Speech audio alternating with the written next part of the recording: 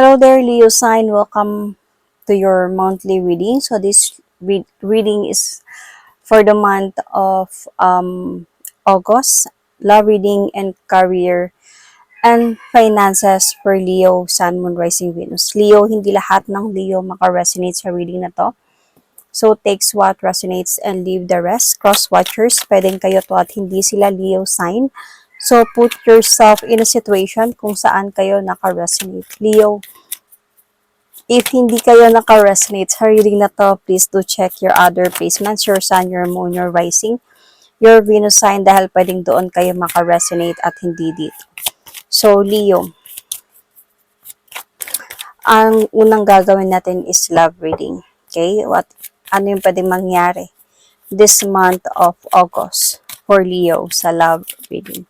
I'm going to pull an oracle card. This is an Island Time Wellness oracle card for your situation or magiging sitwasyon this month of August.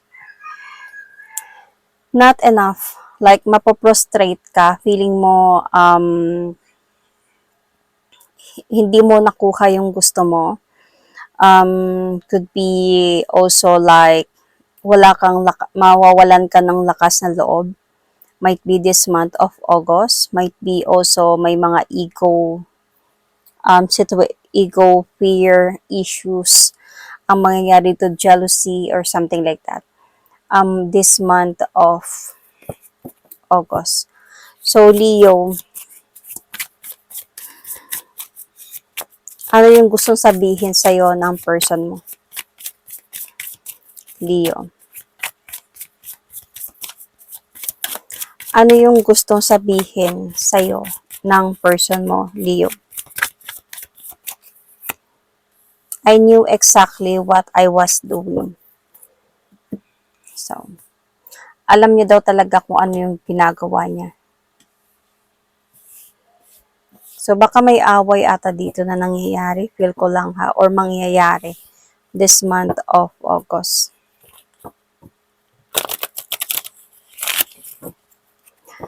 Let's see.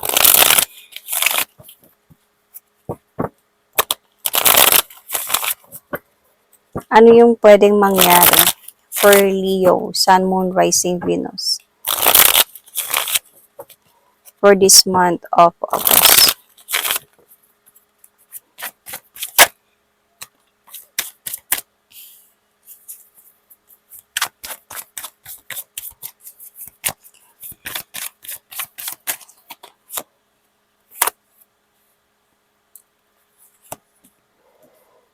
Leo, I can see here na yung person mo, or might be this is you, Leo, who will going to feel like nawawala ng gana or lalayo na lang sa isang sitwasyon.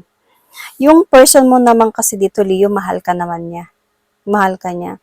Hindi lang nagiging masaya yung mga nangyayari sa inyo. So, I think may mga pangako ata na hindi natupad. Matagal na kayo nito, madami na kayong pinagdaanan ng taong ito. But sa tagal ng relasyon ninyong dalawa, I can see here kasi na nagiging toxic na din kasi siya with the devil card.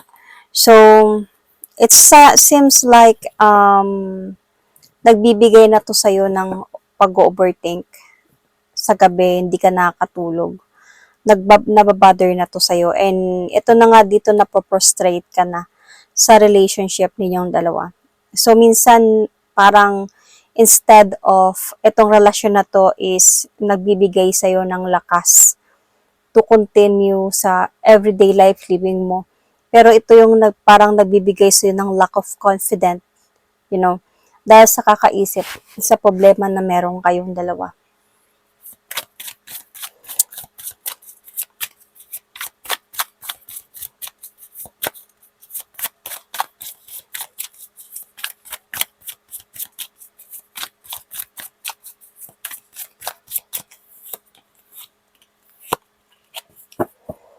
Yung person mo, feeling ko, natukso to siya. And dumating sa point na na-juggled siya between this person and you.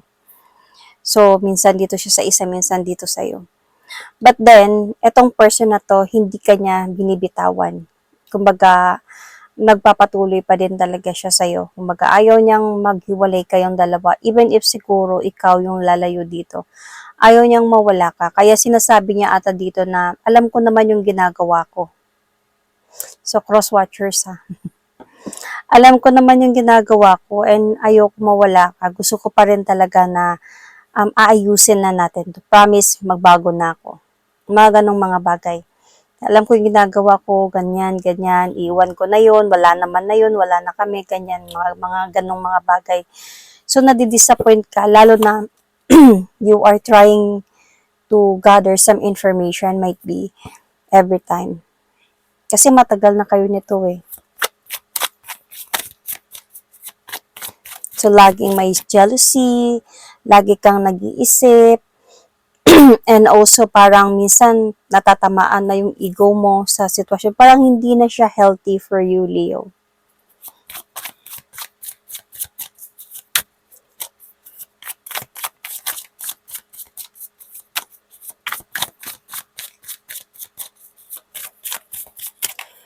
So, yung feeling ng person mo dito, sa totoo lang, part sa kanya dito, nakakaramdam na talaga siya dito ng parang coldness sa connection ninyo. Nararamdaman niya din yun. Ramdam niya din yun. Pero kahit ganun na, gusto niya pa din talaga. Feeling ko, di dahil sa matagal na kayo mag-on, pwede. Pero pwede din kasing married kayong ng person na to. Kasi merong marriage card. Kumbaga, para sa kanya, darating yung mga araw, maayos ko din to. Kumbaga, darating yung mga araw, siguro, magpo-focus din siya sa family in a way. So, gusto niya talaga mabuo kayo. You know, mabalik yung happiness, yung beginnings ninyong dalawa. Pero, sa mga nangyayari kasi, parang naiipit siya sa sitwasyon. Sa mga nangyari siguro din tukso dito kayo dahan-dahan na nawawasak dalawa. So, namimiss niya yung dating sa inyo. Pero kahit ganito yung mga nangyayari sa iyo, siguro as a point lang din talaga na kulang kayo sa communication na this time. Kasi on your part, Leo, feeling ko wala ka ng tiwala sa mga nangyayari or sa ginagawa ng person mo, sa mga sinasabi niya sa tagal ng mga napagdadaanan ninyo. Kumbaga, this is not the first time na nangyari kalokohan na ganito. Pero sa kanya kasi dahil nga could be married kayo, ayaw niya siguro yung malaman ng iba na ganito na yung sitwasyon ninyo, ganito na kalala, ganito na yung problema ninyo. So kung parang gusto niya siguro makikita ng iba na maayos pa din kayo, okay pa din yung pamilya ninyo. So ayaw niya maghiwalay kayo even if you wanted to na. If you wanted, sa'yo na prostrate ka talaga kasi hindi because hindi naman niya sinasabi sa'yo yung ayaw ko na maghiwalay na tayo. And dahil, I mean, hindi niya sinasabi sa'yo na mag-i-stay ka dahil nakakahiya na. No. Ang sinasabi niya sa'yo dito is mahal ka niya. Ayaw kitang mawala, maayos din natin to. Alam ko yung ginagawa ko, ayusin ko din lang lahat ng to. Mga ganong mga bagay. Pero sa totoo naman, mahal ka naman niya. Is just sa siguro feeling ko, may mga para sa kanya lang ha, para sa kanya lang yun. Parang may mga hinahanap na siya sa iba. Could also be like that. Let's see.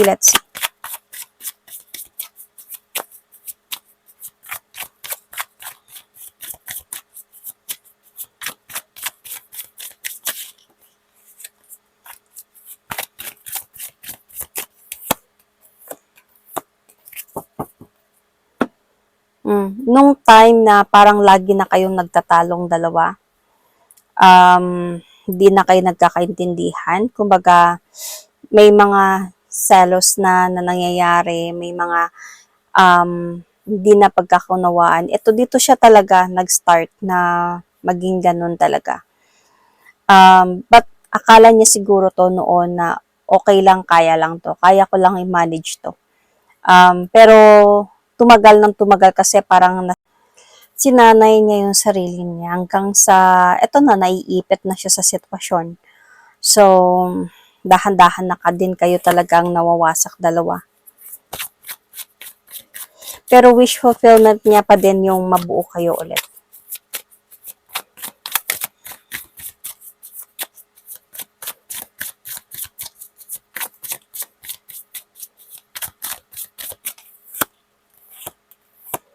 So, there is a possibility this month of August or in the near future, maayos din ninyo to. There is a possibility din na magkakausap din kayo ulit nitong person na to. And feeling ko, Leo, kasi magpapakita ka kasi sa kanya ng, kumbaga, maybe you will going to let him learn some lessons. Kaya magkakaroon din sa kanya dito ng realizations. Pero, kasi nakikita ko, ayusin niya talaga yung sa inyo dito eh. Pero dadaan pa kasi kayo sa hindi pag-uusap. Kumbaga, magde-decide ka talaga siguro, Leo, na might be to walk away. And dito siya magkakaroon ng learning lessons in the future or this month of August. And dito siya magde-decide na ayoko talaga mawala si Leo. Ayusin ko talaga ang lahat ng to. Kaya babalik siya at ayusin niya. And there is a possibility na tatanggapin mo siya in the near future, maaayos din kayong dalawa. So, let's go for your career and finances reading. Okay, this month of August. For your career and finances reading, Leo.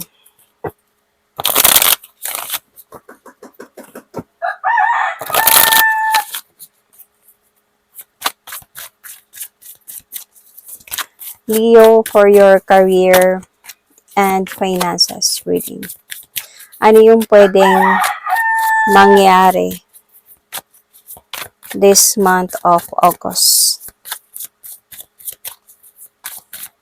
Leo.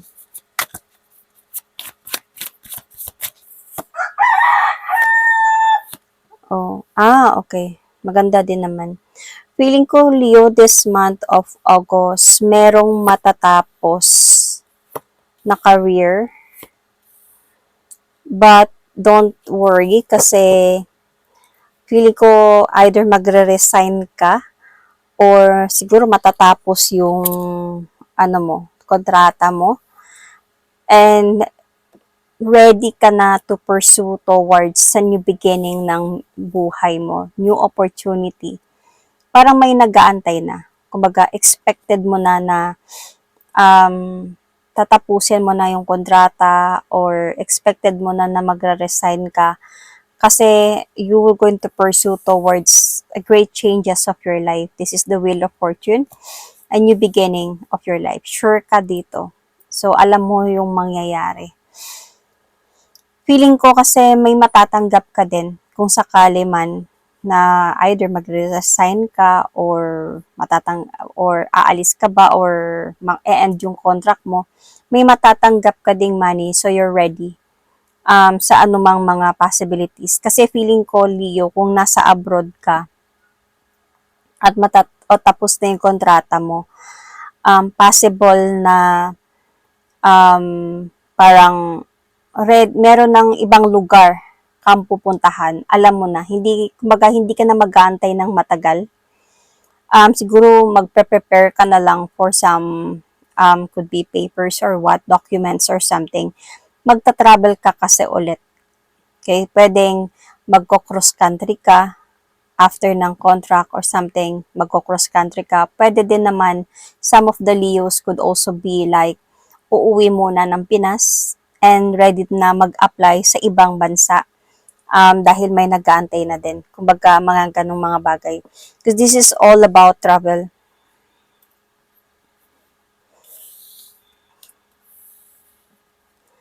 So, travel to sila. And alam mo na to, kumbaga ready ka na dito kasi inaantay mo na lang talaga to. Siguro ang inaantay mo na lang talaga dito is yung matapos yung kontrata mo. And and this is the time, siguro might be this month of August, there is a possibility matatapos na to, or might be this month of August, itong new job mo, new career mo is ready na to accept you, kaya magre-resign ka na. Pwedeng ganun, depende kung saan kayo naka-resonate. So, this month of August, this is really a good news for you, Leo, because itong papasukan mo na opportunity ngayon, or job, or career, is sobrang ganda ng magiging outcome ng money, finances mo dito, ng money mo.